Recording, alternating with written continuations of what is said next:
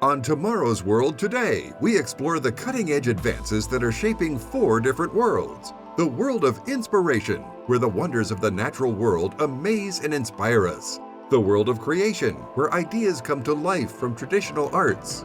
The world of innovation, where ideas and inventions move us all forward.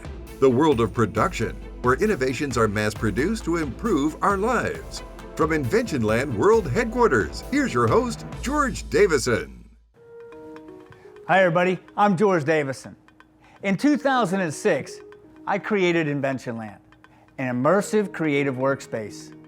Getting the design ideas that I had in my head, turning them into sketches, and then creating a model in the actual physical space, it was a very labor-intensive act. Architects and engineers, they have to take so many things into consideration when they're building, from safety concerns to lighting needs to making sure the final space, it meets all your design goals.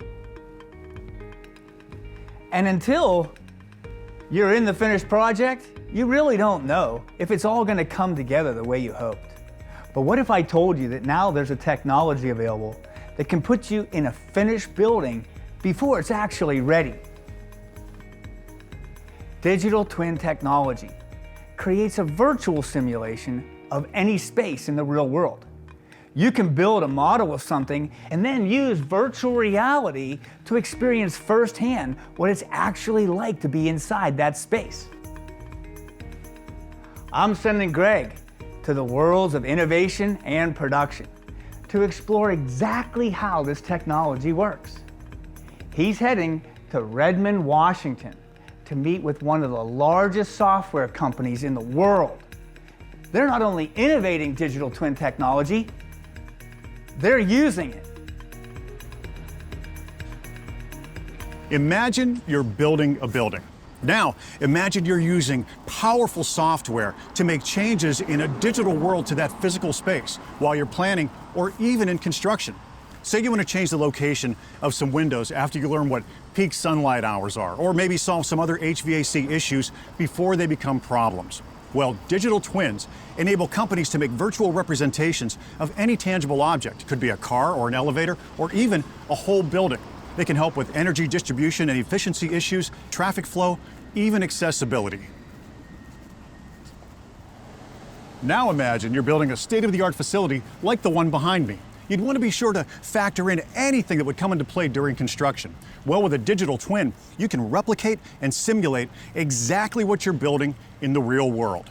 I'm in Redmond, Washington, at the Redmond East campus of Microsoft. Let's meet now with Kathleen Mitford.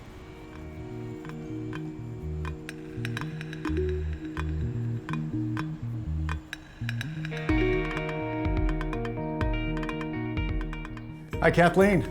Hey Greg, welcome to Microsoft. Thank you very much. I'm very excited to be here. Now, digital twins are basically virtual representations of either a physical space or an object. And I am really excited to find out how that works and what you do with it. Let's go take a look.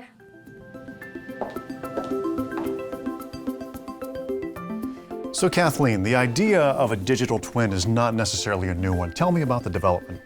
Yeah, the concept of a digital twin actually dates back to Apollo 13 and NASA, where they used a replica of the orbiting spacecraft to troubleshoot problems. With advances in technology, we can now create virtual representations of complex systems, including the physical object, the space, and the relationship between them.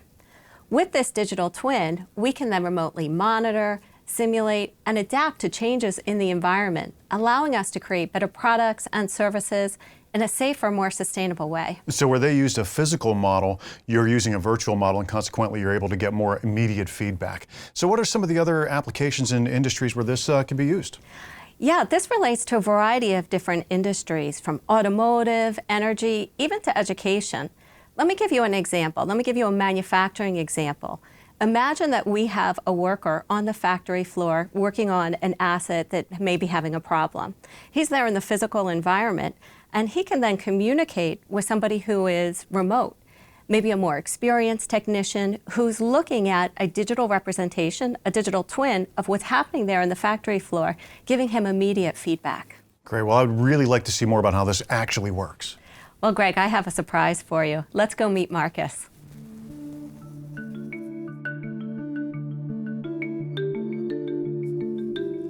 Greg, meet Marcus. Hi, Marcus. Why, hello. Marcus has your surprise. I need to get back to work, but you're in great hands. Thanks a lot, Kathleen. Thanks, Greg. Yeah, thank you. So, what's my surprise? Well, let me show you, Greg. Well, we're looking at the Redmond East campus here, so 72 acres, 17 buildings. At any one time, how many people might be working at this facility? As many as 12,000 people may be working within these facilities. Now, the digital twin technology, how did that come into play as far as the construction of the campus? For the new Redmond East campus, we've modeled everything, even down to the light bulbs in the site lighting. This enables us to be far more precise in our planning and the subsequent construction. This is especially important considering Microsoft's sustainability goals. Is there an even better way maybe that I can get a look at how the technology really works? Yeah, Greg, we're going to teleport you right here into the square. So you're going to teleport me into there. So now Microsoft has shrink rays. Not yet. But with this Microsoft HoloLens, you'll be able to view all that model content in first person. So all I have to do is put this on my head? Yep. Well, Marcus, if I'm going in, you're going with me. We'll guide you through.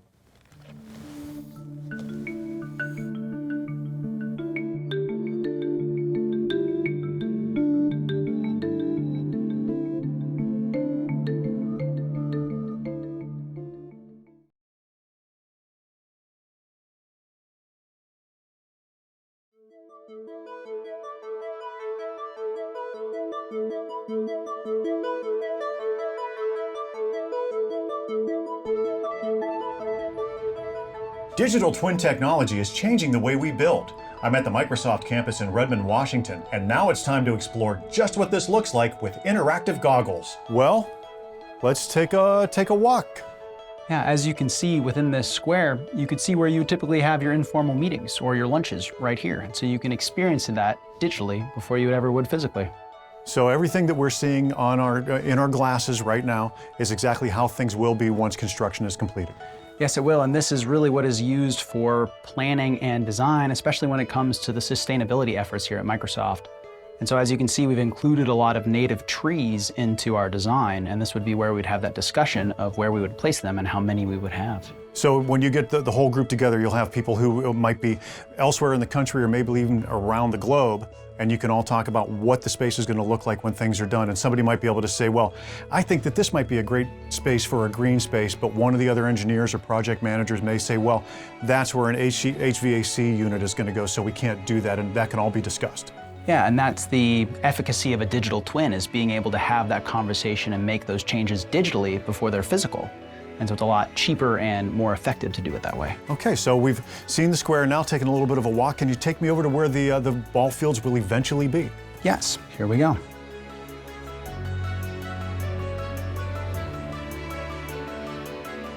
And here we are. What would be the point for Microsoft to have these athletic fields right on campus? So this is one of the many wellness elements that we've included in the design of the new Redmond East campus. Okay, so you have both soccer, football, you even have a cricket pitch. Yes, we wanted to be inclusive of international sports and really give the opportunity for our employees to play new games outside. Well, now, as I'm looking around, I'm noticing that there's not a lot of opportunity for vehicular traffic. Where are all the cars? Well, right beneath my feet is 2.8 million square feet of parking garage, as well as we've taken all the surface streets and put them underground. So whenever you get deliveries or truck traffic, that all happens beneath our feet? Yes, it does. It was really meant to make the campus a far more walkable experience. So if you're on your bike or you're just heading for a walk down to the cricket pitch, no cars in the way. Exactly. Well, Marcus, this has been really great. Is there anything else that you would like for me to see right now? Well, do you have your passport on you? I most certainly do. Well, I guess we're sending you to Germany. Excellent. Well, I'm going to shake your virtual hand and be off. We'll see you later.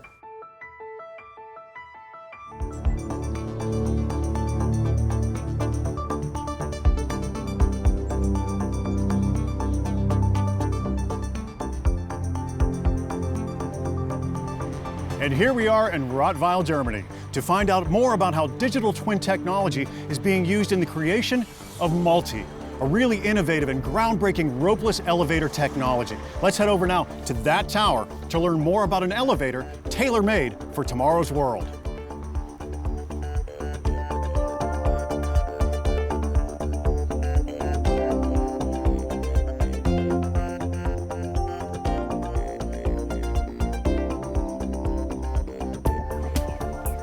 Hi, Mo. Hey, Greg. Nice to see you. Nice to see you, too. Hey, let me introduce you to Aram from TK Elevators. Aram, pleasure. Hi, Greg. Nice to meet you. So multi is a game-changing and really innovative technology. I can't wait to learn more about it. Yes, it is. Welcome to our Research and Innovation Center. Come on, let me show you.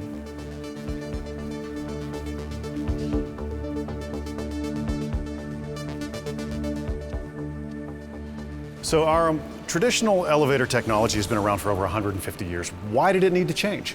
So urbanization is a megatrend.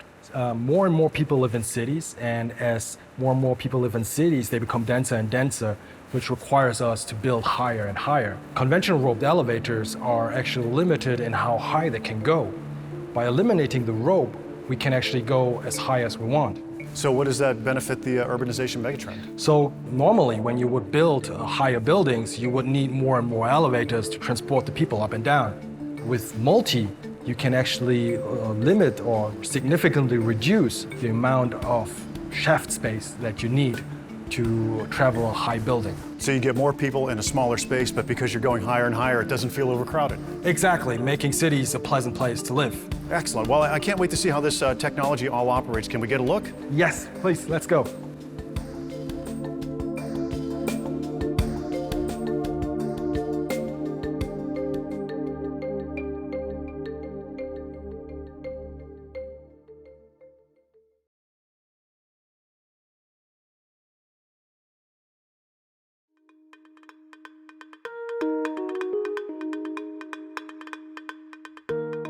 Digital twin technology is changing the way we build in tomorrow's world. I'm at TK Elevator, exploring how this technology is helping to create Multi, a ropeless elevator designed to make megatall buildings more efficient. Let's take a deeper dive into how digital twin technology is making this a more sustainable building choice and a safer one. So this is Multi. Tell me about this innovative technology. Yes, it is. It's actually the world's first ropeless elevator for high-rise. Instead of conventional ropes, we took away the ropes and replaced them with linear drive technology. So we placed electromagnets along the guide rails and have permanent magnets behind the cabin on the sledge. So we use electromagnetic forces to either pull up the cabin or control the downwards movement of the elevator. So what were the advantages of getting rid of the traditional shafts and ropes? So when you have super tall buildings, you actually need to travel in segments. So you would go from a ground floor to something called a sky lobby, where you have a second bank of elevators that will take you to the destination floor. So you need to change elevators. With multi, the need to switch elevators is gone. So you can essentially get into the elevator cabin in the lobby and go all the way up to your destination floor. So you end up with just one smaller shaft and you reclaim all of that space. Exactly. Now, as we mentioned, traditional elevator technology has been around for a long time, over 160 years. People consider it to be very safe and reliable. This is really innovative technology. What makes it safe and reliable? So we have over 100 sensors per meter, continuously collecting data, and we can use this data to feed digital twins. So on top of this conventional means of safety, we are deploying digital twin technology to evaluate the safety of the system. Totally. So as we know already, digital twin is the digital replica of the physical world. A digital twin can facilitate evaluating the safety aspects of a machine while it's being designed and developed, when it's deployed in the field and in operations, and even for maintenance purposes. Why don't we go upstairs and dive deeper into digital twins? Let's go. All right, let's do it.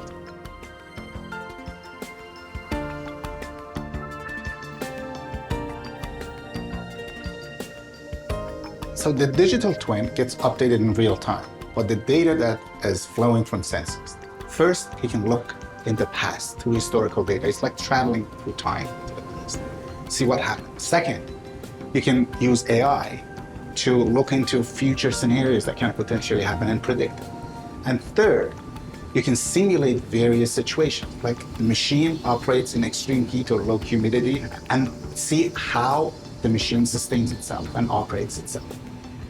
Now, let's go take a look at the observation deck. Okay.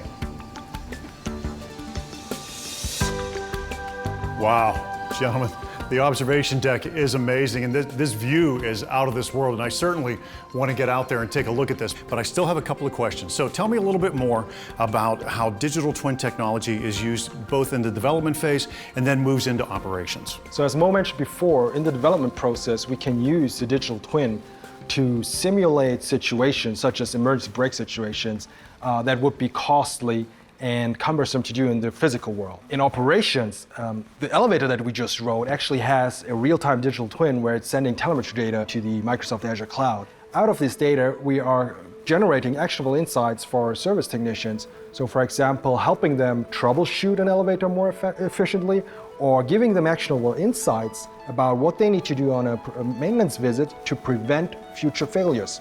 So let's remember, digital twin is about fusing physical and digital worlds. Let me give you an example. Imagine a factory floor, technician trying to interact with a machine on the factory floor. We have the digital twin of the machine, we have the digital twin of the factory floor. The technician is wearing a HoloLens. He or she can literally inspect and evaluate the machine and make a decision to what the next step is for that particular situation. Without digital twins, we cannot have these models of interactions. That is really just amazing. This has been great, gentlemen. I want to thank you both very much for your time. And I want to get out there now, take a look at this view. Come on. Let's do that.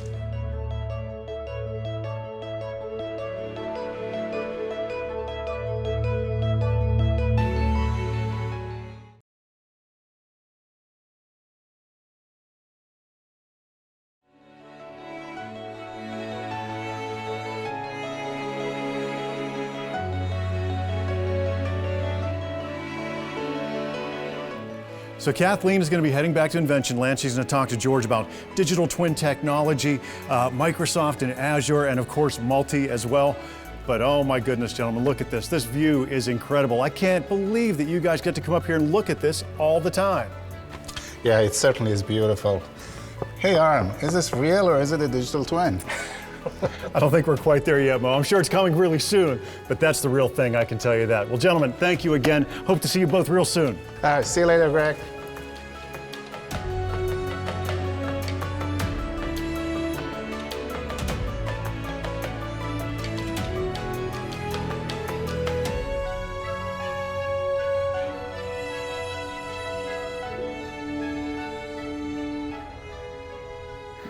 Hi, Kathleen. Welcome to Invention Land. Hi, George. This is Marcus. He brought the HoloLens that we talked about on the phone.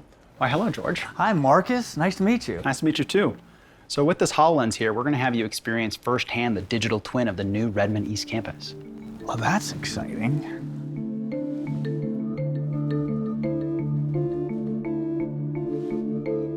Oh my gosh. Wow. So am I looking at a digital twin of Microsoft's campus right now? So with that HoloLens, you're viewing all of the data that's being used to describe our new Redmond East Campus. Oh my gosh, that's exciting. I see red trees. It must be fall time. Love to have lunch on that patio out there. So with this, you're actually seeing all of the native trees that we've incorporated into the design. Wow, this is actually so beautiful. What? Wait a minute, I'm coming into something else. Wow, that's a good looking structure. I see a road. I don't see any cars though, Marcus. What am I looking at here?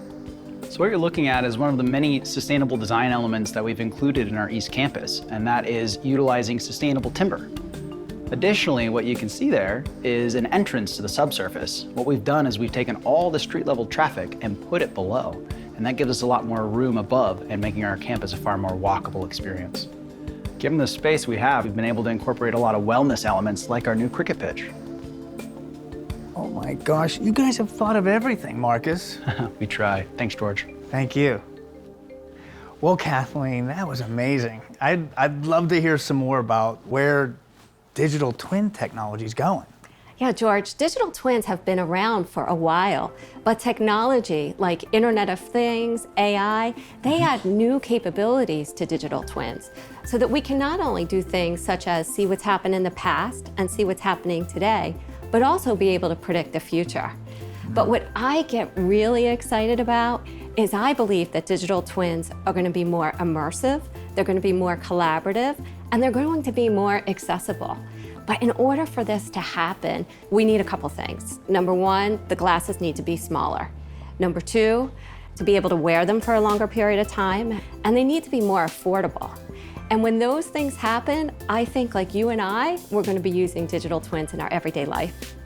That is exciting. And actually, you've got me thinking about something I've been working on, and we call it the Park of the Future.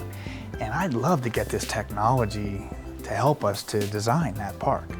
Well, George, I have a surprise for you. We're going to leave you with a HoloLens and the software you need to design your Park of the Future. Thank you, Kathleen. Thank you, George. Bye now.